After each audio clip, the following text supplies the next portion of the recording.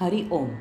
योगदास जय गणेश जोशी यांनी निरूपण केलेला ज्ञानेश्वर माऊलींचा हरिपाठ अभंग 21वा, ओवी क्रमांक 86. ज्ञानदेवा सांग झाला हरिपाठ, पूर्वजा वैकुंठ मार्ग सोपा.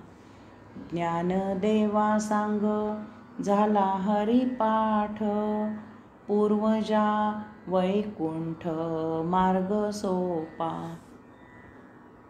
आता या अभंगाची सांगता करताना, हरिनामाचे महत्त्व सांगताना, त्याचा विशेष स्वानुभव सांगताना श्री ज्ञानेश्वर माऊली सांगतात की ज्ञानदेवा सांग झाला हरिपाठ.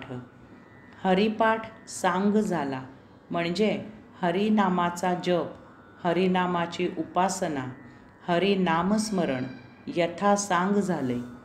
हरिनामस्मरण जसे व्हायला पाहिजे अगदी तसेच झाले. कोठेही कसलीही उणीव राहिलेली नाही.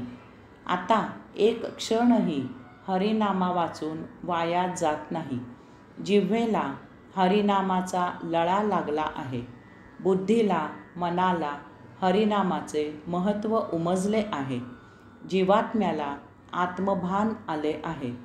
जसा देह श्वास घेतो तसेच जिव्हादी इंद्रिये चारी वाणीने सतत नित्य हरिनाम घेत असतात. आता देहादी इंद्रियात, रोमारोमात, रंध्रारंध्रात हरिनाम भिनले आहे. त्याचा ज्ञानयोग, कर्मयोग आणि भक्तियोग असा त्रियोग साध्य झाला आहे. हरिनाम हा देहादी इंद्रियांना सहज योग, नित्ययोग साध्य झाला आहे. याची फलश्रुती सांगताना श्री ज्ञानेश्वर माऊली पुढे सांगतात की पूर्वजा वैकुंठ मार्ग सोपा.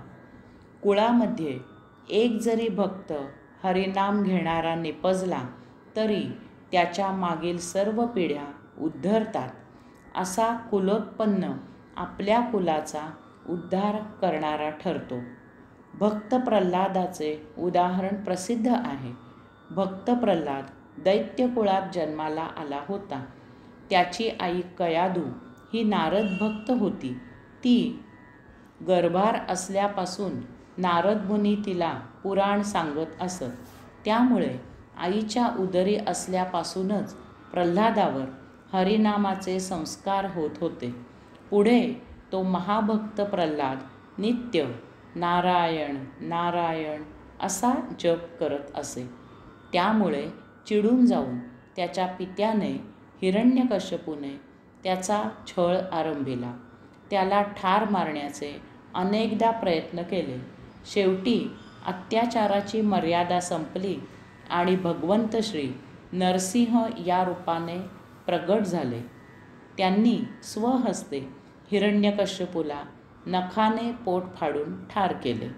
मृत्यूसमयी हिरण्यकश्यपूला त्या नरसिंहात भगवंत श्रींचे दर्शन झाले. हिरण्यकश्यपू भक्त प्रल्हादामुळे मुक्त झाला. हरिमुखे म्हणा, हरिमुखे म्हणा, हरिमुखे म्हणा, हरिमुखे म्हणा. हरि ओम.